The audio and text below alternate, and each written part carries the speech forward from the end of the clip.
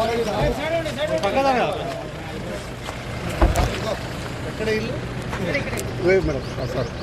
వాళ్ళందరూ ఆగండి, 5 నిమిషాలు బయట పలకరించి వస్తుంది, ఇబ్బంది పెట్టండి. మమ్మీ నెట్టుకోకండి. ఈ గ్రామస్తులు మన వాళ్ళు ఇక్కడ ఆగండి, పలకరించినందుకు మనకు అక్కడ ఇబ్బంది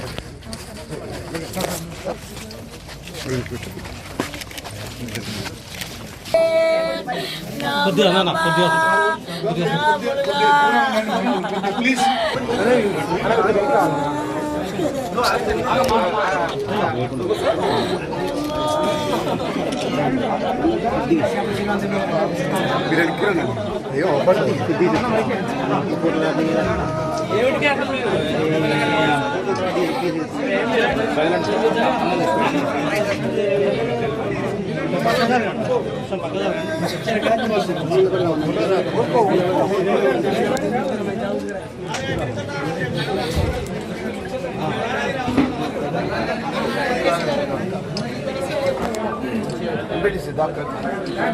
మీరు ఒక్కసారి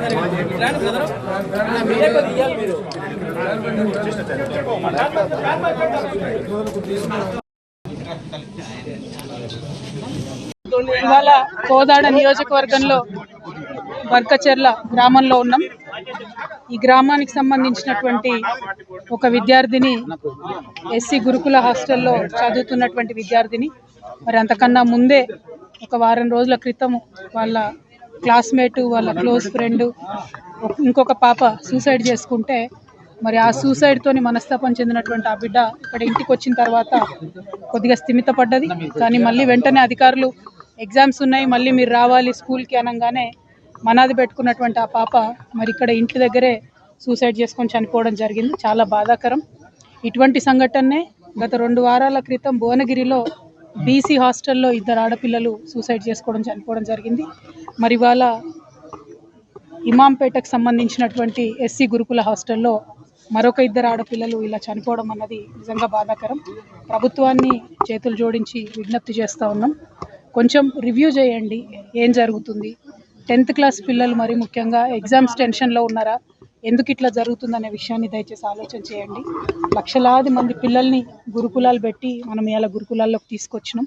మరి ఇట్లాంటి సంఘటనలు వరుసగా జరుగుతూ ఉంటే మరీ ముఖ్యంగా ఆడపిల్లలు చాలా సెన్సిటివ్గా ఉంటారు కాబట్టి వారు ప్రాణాలు తీసుకునే స్థాయికి వారిని మనం ఎందుకు ప్రెషర్ చేస్తూ ఉన్నాం. మరి గురుకులాల్లో ఏదైనా సిలబస్ బాగాలేదా, లేకపోతే కౌన్సిలర్స్ సంఖ్య తక్కువ ఉందా, లేకపోతే ఇంకేమైనా సౌకర్యాల వల్ల ఇబ్బంది ఉందా, ఇంకేదైనా రకమైన ఒత్తిడి ఉందా. దయచేసి ప్రభుత్వం ఇప్పుడు విద్యాశాఖకు సంబంధించి ప్రస్తుతం మంత్రివర్యులు లేరు కాబట్టి గౌరవ ముఖ్యమంత్రి వర్యులు ఒక్కసారి రివ్యూ చేసుకుంటే బాగుంటుందేమో. ఆడపిల్లల అంశం సెన్సిటివ్ అంశం, పైగా ఇప్పుడు ఎగ్జామ్స్ వచ్చేటటువంటి టైం కాబట్టి అన్ని సోషల్ వెల్ఫేర్ హాస్టల్స్ కూడా ఒక్కసారి రివ్యూ చేసుకొని కౌన్సిలర్స్ని పటిష్టంగా పెట్టి పరీక్షల్లో అత్యధిక ఉత్తీర్ణత శాతం సాధించే విధంగా, విద్యార్థుల మీద ఉన్న మానసిక ఒత్తిడిని తొలగించే విధంగా ఉండాలని చెప్పి కోరుతా ఉన్నాను. అదేవిధంగా బర్కచెర్ల గ్రామస్తులందరికీ కూడా తెలియజేస్తూ ఉన్నాము, మరి ఈ బిడ్డ కుటుంబానికి బీఆర్ఎస్ పార్టీ తరఫున మేమందరం కూడా అండగా నిలబడతాం, వారికి ధైర్యాన్ని ఇస్తాం. అనాథగా మిగిలిపోయినటువంటి వారి తల్లిగారికి మేమందరం కూడా మనస్ఫూర్తిగా అండగా ఉంటామని తెలియజేస్తూ, వారి కుటుంబానికి బర్కచెర్ల గ్రామస్తులందరికీ కూడా తీవ్ర సంతాపాన్ని తెలియజేస్తూ మరొకసారి ప్రభుత్వాన్ని రిక్వెస్ట్ చేస్తూ ఉన్నాం. ఇది డిమాండ్ కాదు, పరీక్షల సమయం, పిల్లలందరూ కూడా ఒత్తిడిలో ఉండేటటువంటి సమయం. ఆడపిల్లలు మగపిల్లలు అన్ని హాస్టళ్లలో కూడా దయచేసి కౌన్సిలర్స్ సరిగ్గా ఉండే విధంగా గౌరవ ముఖ్యమంత్రి గారు తక్షణమే ఒకసారి రివ్యూ పెట్టవలసిందిగా రిక్వెస్ట్ చేస్తా ఉన్నాం. Thank you. జై తెలంగాణ. అదే జరిగింది బ్రదర్, ఇప్పుడు వైష్ణవి పాప మృతిలో కూడా అదే జరిగింది. పేర్లు చెప్పడం ఇష్టం లేక నేను పేర్లు చెప్తలేను. ఇక్కడ చనిపోయినటువంటి ఎస్సీ హాస్టల్లో ఊరేసుకొని చనిపోయినటువంటి పాప పరిస్థితి అట్లానే ఉంది. అంతకుముందు బీసీ హాస్టల్లో 2 పిల్లలు ఒకేసారి ఊరేసుకొని మృతి చెందినారు భువనగిరిలో, అక్కడ కూడా అదే ఉంది. ఇన్వెస్టిగేషన్ అన్నది ఎందుకో ముందుకు పోతలేదు. శ్రద్ధ పెట్టవలసిందిగా మాత్రం ఇన్వెస్టిగేషన్ విషయంలో ప్రభుత్వాన్ని డిమాండ్ చేస్తూ ఉన్నాం. ఎందుకంటే ఆ భువనగిరి హాస్టల్లో ఆటో వాళ్ళు వీళ్ళు అందరికీ కూడా ఎంట్రన్స్ ఉండేదని చెప్తా ఉన్నారు. మరి ఇమాంపేటలో అటువంటి పరిస్థితులు వినబడలేదు. కానీ మరి ఎందుకు ఆ పాప ఊరేసుకొని చనిపోయింది అన్నది మాత్రం ఇన్వెస్టిగేషన్ ఫాస్ట్గా చేయాలి, విచారణకు ఒక కమిటీ వేయాలనేటటువంటి అంశాన్ని కూడా డిమాండ్ చేస్తాం. ప్రభుత్వం నిర్లక్ష్యంగా భావిస్తున్నారు మేడం?